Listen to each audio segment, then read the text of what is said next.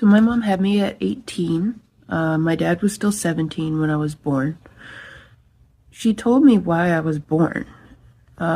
Most of the time you want to assume that someone's born because of love, right? But she told me in arguments why I exist. I lived most of my life thinking I was an accident, that it was an accidental teen pregnancy and that I ruined her life. She let me believe this on purpose, and she told me this because she didn't want me to resent her for bringing me into poverty. She'd rather let me believe I was a mistake, an accident who ruined her life, than tell the truth that she had me on purpose because she didn't want me to be mad at her for something I should be mad at her for, bringing me into the poverty she brought me into. We lived with my grandparents until I was 12. She didn't even pay rent, and she still didn't feed us enough. My dad was working to support eventually 4 kids before we even moved out of that house, and I don't think they paid any rent. Anyway, my mom told me that the reason I was born was because she wanted to be loved. She wanted somebody to love her, so she had a baby. And she also told me that the other reason I was born is because my mom and dad, their parents, did not like each other's families, so they didn't want my mom and dad to be together. So my mom and dad had a baby so that they would be forced to be able to get married. She told me this, and it's so embarrassing for her. I mean, creating a life so that you can marry your little 17-year-old boyfriend is really sad. It's really sad. My mom also told me that my grandmother faked a pregnancy to get her husband to marry her, my grandfather. I'll never know if that's true, but I would believe it based on my mom telling me why I was born. I mean, this is the kind of decisions that get made in a toxic family system, and these are the types of generational curses that you inherit when you get an abusive family system.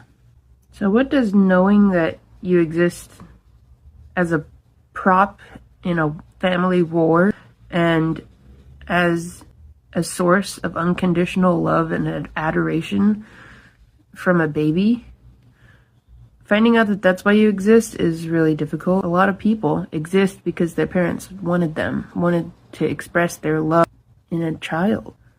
Normal reasons, you know? It's not like manipulative, controlling, irresponsible reasons. We don't talk enough about how harmful it is for young parents to raise children, how harmful it is for those children, because you're being raised by essentially a child yourself. This is relevant to the abortion discussion because if abortion had been an option, they knew that because it was not allowed to get an abortion, that they would have to be married and they would have to have me.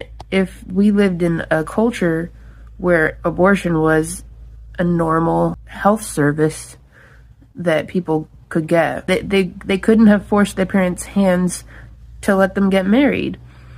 They just abused the culture of the United States.